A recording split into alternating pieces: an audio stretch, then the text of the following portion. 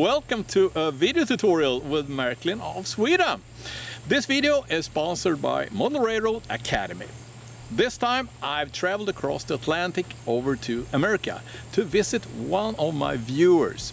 He's built this huge layout in his basement using the Marklin system, but he hasn't got started on the landscaping. He's got plenty of buildings and tracks and rolling stock, no problem, but the landscaping remains. So we're going to help him build mountains, do some preparation works ahead of ballasting, and well, we'll see how that turns out.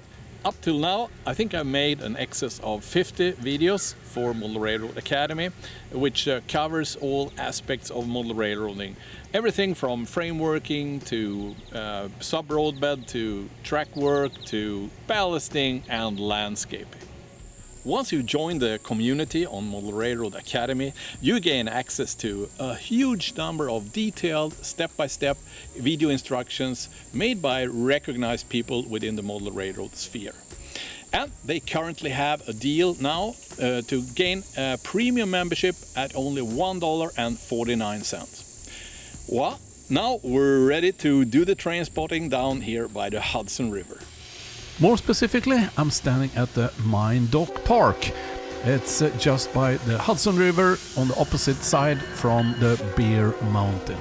This first train passing was a CSX pulling no less than 174 cars. And as you will see here in a moment, after the 92nd car, there was a DPU, a third engine or locomotive, which is placed in the middle of the train set. So there it was, and after that another 50 cars, mainly tankers containing sulfuric acid. When train spotting, make sure to stand in designated areas and do not trespass. Do like I did, I used a zoom lens to capture the train. After the train spotting, my host and his wife took us down to New York City to experience the Highland Park. It's an abandoned train route in south-going direction in New York Central Railroads. And this was abandoned back in 1980, but has now been transformed to a park. We also got the opportunity to see the two big railroad stations in New York. And first off was the Moynihan Train Hall, which you see here with its magnificent riveted roof construction. We will investigate if the Moynihan can be made into 3D model made for home print. Another landmark of significance is of course the Statue of Liberty, here captured from the ferryboat going over to the Staten Island. I also got the opportunity to ride with the New York subway, and in here I did also some measurements and footage to make 3D models. Another fantastic experience was of course the New York Grand Central. I can't recall seeing any central station this elegant. A truly magnificent piece of architecture. Also very inspiring. I will definitely move ahead making more urban details. We also wanted to ride with Amtrak during our visit to get an insight into how the passenger traffic works in the United States. Approximately halfway, they swapped the locomotive, the engine, into a new one, because these are diesel engine and of course they have to be refueled and maintained, unlike the electric locomotives we have here in Europe. So this was the first time I experienced a locomotive swap at a station like this. It's otherwise something I've been doing on my model railroad for a long time. Fantastic, very inspiring indeed. Our destination with the Amtrak train was the Niagara Falls up in Canada. We went here to have a look at what high-density waterfalls actually look like. This is something I've been modeling in the past.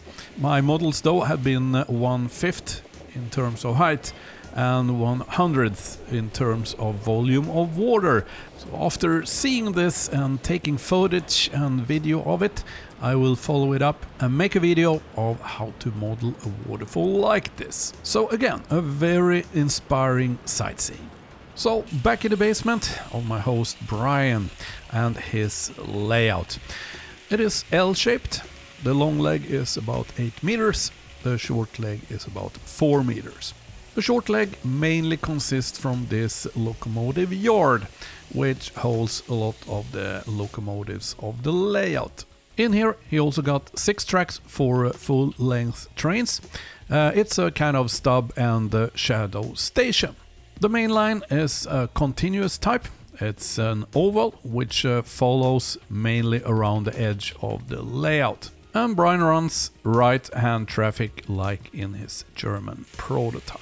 The scenery Brian has selected is mainly of urban character, meaning a lot of buildings and a rather big 5-track main station with a passing track closest to the camera here. And also a standard gauge tram line.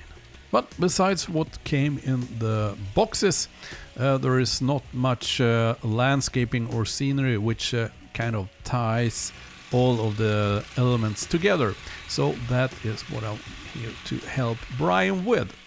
And of course, when selecting a general prototype like this, he selected German landscaping. It's not all that obvious what to landscape. And if you don't know exactly what the landscape will look like, then it's even harder to select materials and methods to do the landscaping. So I also want to provide Brian with methods of getting started with that. On the other hand, he already collected a significant amount of materials to build landscape from, so it was also important that they could be used. So we had to figure out a method of how to get all these things together. And we're starting off with these 2 corner mountains. For one of them, he wanted a replaceable top to simplify re-railing and cleaning of tracks. So this is what the construction looks like. It's styrofoam sheets, and they're covered in the sides with microfiber, which kind of should hold up the paper tissues we're applying on top here. And we started with one type of paper tissues he had lying around, and glued it first in place in the bottom piece, and then folded all of that over the top of the replaceable part. Now we found that with this level of texture of the paper towels, it will come necessary to cover it with either hydrocal plaster, Paris plaster, or gypsum. And since well, it was not desirable due to weight and Brian's previous experience with gypsum, so we went down to the shop to get a paper with less texturing. And we did apply that over the first layers we did here. And anyway, you need to make at least 2 or 3 layers of paper glue mix to get a good and hard top. And another thing, of course, if you have paper tissues which consist from several ply, in this case it was 2, then it has to be divided. Otherwise you won't get that desirable hard surface. So here you can clearly see the texture I'm talking about of that paper he had lying around. It's not desirable. And working our way with this first mountain, we tried out a number of different glue, which is standard in the United States. So this tight bond, for instance, this is a special kind to glue teak. It's waterproof. We tried that. We tried this one, which was the original wood glue. It came out with basically the same result. And for all this, we used the same formula, 50% water, 50% glue, and it worked flawlessly. One thing to note though is that when you apply this last layer of your mountain sides, you should tear off the edges of the paper towels. Otherwise they will show up with edges like this, and that is not desirable. Then we started to try out the different paints Brian had lying around. This is green undercoat and earth undercoat from Woodland Scenic, C12, 28 and 29. Well, basically this is just a very heavily thinned acrylic paint at a very high cost. So there is really no use of using these or buying them if you don't have them. Then it's better to use Liquitex green and brown color and thin that with water, and you have reduced the price a bit with 75% and basically come to the same result. Once dry, we covered it with the Elmer School Glue, and into that we sprinkled Woodland Scenic, Earth Blend and Green Blend randomly over the surface. And as you can see, there are no traces of glossy areas from the glue, so this glue is equally good as any static grass glue you might find in the market. Now, before getting started on the ground top layer, meaning grass and bushes, I wanted to provide Brian with a method of finding the color and appearance of the prototype. And since he selected the Kühlburger tunnel, the portals, let's start there. So I went to Wikipedia to check out some photos of the actual tunnel portal. This is what it looks like. So here we get information about both the coloring of the rock sides. We also get colors of the green stuff, like the foliage and also the ground. So this is a very good start. So let's start out with the rock formations. For that I use Liquitex Gray. It's a natural gray color and I thin that with about 50% water.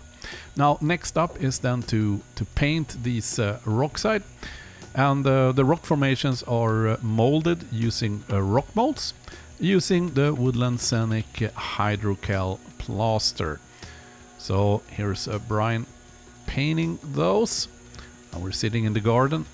It's warm and nice weather, and here they are all now gray. While these are drying, I'm painting the surface where we'll apply these rock formations, and the reason for doing that is that I don't typically want that area to be green like we painted the entire environment.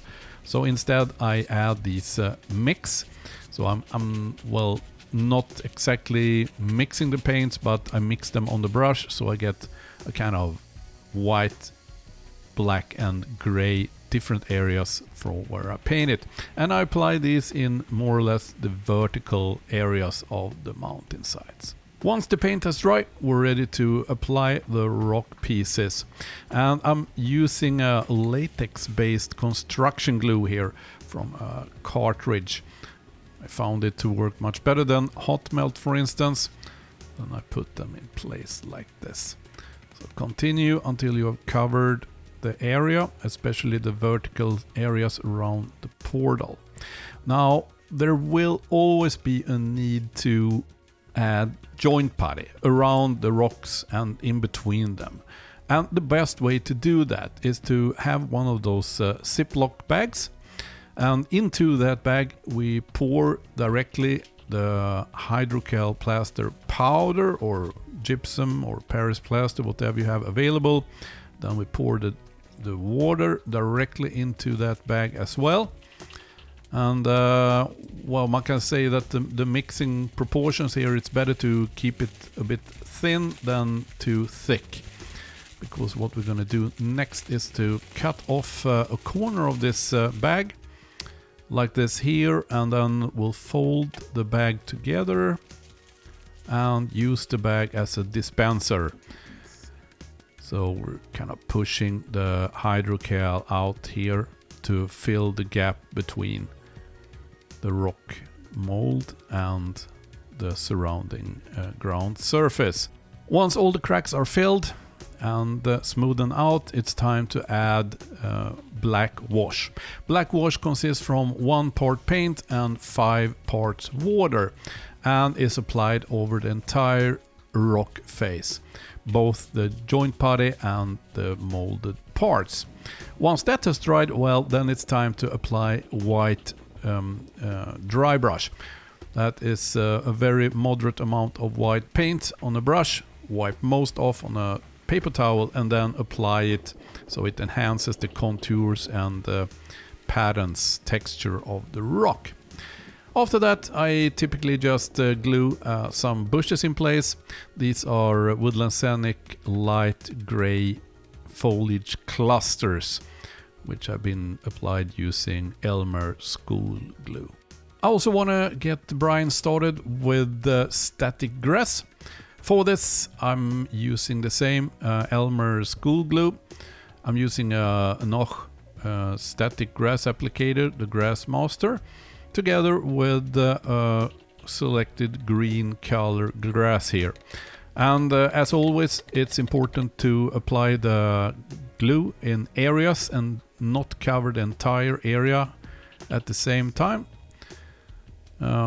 If you want different colors of the grass, then you make a second application in the other areas once the first area is dried completely. After each application, you need to vacuum the area. And you can also shape the grass with the nozzle, so grass laying down in the edges typically also is raised, so it's standing up nicely. Another area where Brian needed some help was how to put ballast on top of these Woodland Scenic sub-rolled bed risers. Well, that's a good question really. Why not try out the paper towels we used for the landscaping? So we did that. We first covered the top of the risers using Elmer school glue, and then we applied one layer of these paper towels on top of it, making sure to smooth out any wrinkles or irregularities before it dries. After that, it's just to paint it with whatever dark gray paint you have lying around, like this slate gray for instance. The purpose with this layer of paint is just to avoid that any white areas shine through the ballast once the ballast is in place. So try to use just a moderate amount of paint so you don't soak your paper towels. Then Brian continued to add paper towels also on the outside of the mountain, and with this, using the same method we have used for the mountainside. This is what it looked like when dry. So then we just put the tracks back, marked the position of them, and then added the glue in between the tracks and on each side. And of course the glue we used again here was the Elmer school glue, which we applied using a paintbrush. And when painting or adding glue along a line like this, a wide and flat brush is desired. So it's very important here not to add glue underneath the tracks, we'll say beyond the marking here, because then the tracks will end up lying on top of ballast, and that will create irregularities in the track work, which of course is not desirable. And then after that we sprinkle in Faller gray, dark gray ballast, which matches the C-track Brian is using, and then vacuumed excess ballast away using a portable vacuum cleaner. This is a very good tool to have on hand when building a model railroad. And then it was just to reassemble the track, reconnect the power feed from the central station, and then add brown to the edges. And this is what it looks like with this portion of the model railroad ready. And of course, this is the final result of the corner we completed during the week. All right, so Brian got the chance there to get a first-hand experience on how to model the scenery and the landscape on his layout based on the materials he had on hand and also what's available in his area for landscaping. So I think that's it's a really good foundation, making it easy for him to continue along that road. And also, as you saw in one scene, the son was there also helping out to create the landscaping. So great fun, and a big thank you to the family who took really good care of me and my wife during the week. Took us for sightseeing and exploring the environments and even train spotting in the surroundings of New York. So great fun, of course, and also I'm happy to be able to provide Brian with methods of how to find prototypic environments around the theme he selected, and also methods and materials to continue his build on his model railroad. This was the third video in a series where I visit patrons supporting the channel. First visit was to Australia. I don't know if you have checked that out. It was back in February. And then second video was in July. I visited a guy in Swiss, helping him out to plan his layout. And now this is the third video where I'm actually helping Brian to get started on the landscaping of his layout. If you have use for the information provided here, do like Brian, Helmut and Kim. Get over to Patreon, set up a support account there, you know, for $1, $2, $4, $20 per month, whatever you feel reasonable, and thereby also supporting the channel, of course. Or make a one-off donation using the PayPal dialog phone in a video description below. And if you're not yet a subscriber, subscribe to the channel, enable that little bell, and you will get a notification once next video gets published. And that is about next Friday. So, see you then!